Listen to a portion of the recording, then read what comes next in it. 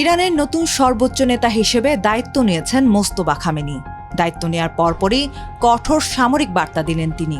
তার নেতৃত্বে ইসরায়েলের দিকে ক্ষেপণাস্ত্র নিক্ষেপ করেছে ইরান। এতে মধ্যপ্রাচ্যের চলমান উত্তেজনায় এক নতুন অধ্যায়ের সূচনা হলো।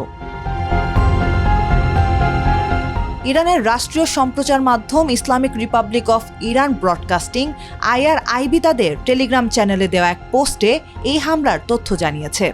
IRIB একটি ক্ষেপণাস্ত্রের ছবিও প্রকাশ করেছে।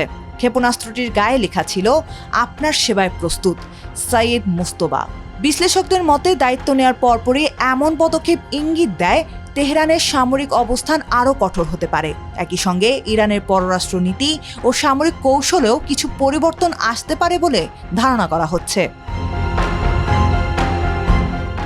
এছাড়া BBC লাইভ আপডেটেও জানানো হয়েছে, নতুন সুপ্রিম লিডার মোস্তফা খামেনির নেতৃত্বে 9 মার্চ প্রথম দফায় ইসরায়েলের দিকে ক্ষেপণাস্ত্র নিক্ষেপ করেছে ইরান। অন্যদিকে ইরানের নতুন সুপ্রিম লিডার হিসেবে মোস্তফা খামেনির নিয়োগ নিয়ে প্রায় নীরব রয়েছেন মার্কিন president Donald Trump. The Times of ইসরায়েলের প্রতিবেদন অনুযায়ী এক সাক্ষাৎকারে মোস্তফা খামেনির নতুন নিয়োগ নিয়ে ট্রাম্পের প্রতিক্রিয়া জানতে চাইলে তিনি সরাসরি কোনো মন্তব্য করেননি, কেবল বলেন, দেখা যাক কি হয়।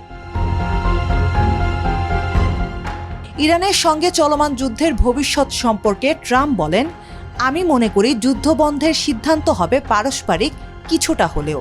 এই বিষয়ে আমি ইসরায়েলের প্রধানমন্ত্রী বেনিয়ামিন নেতানিয়াহুর সঙ্গে আলোচনা করে সঠিক সময়ে সিদ্ধান্ত নেব, তবে সবকিছুই বিবেচনায় রাখা হচ্ছে। এদিকে দুর্নীতির অভিযোগে বিচার চলাকালে নেতানিয়াহুকে অবিলম্বে ক্ষমা করে দেওয়ার আহ্বান জানিয়েছেন ট্রাম্প। তিনি এই আহ্বান জানান ইসরায়েলের প্রেসিডেন্ট আইজ্যাক হারজোগের প্রতি। নেতানিয়াহুকে তার ডাকনাম বিবি সম্বোধন করে ট্রাম্প বলেন, বিবিকে অবিলম্বে ক্ষমা করে দেওয়া উচিত।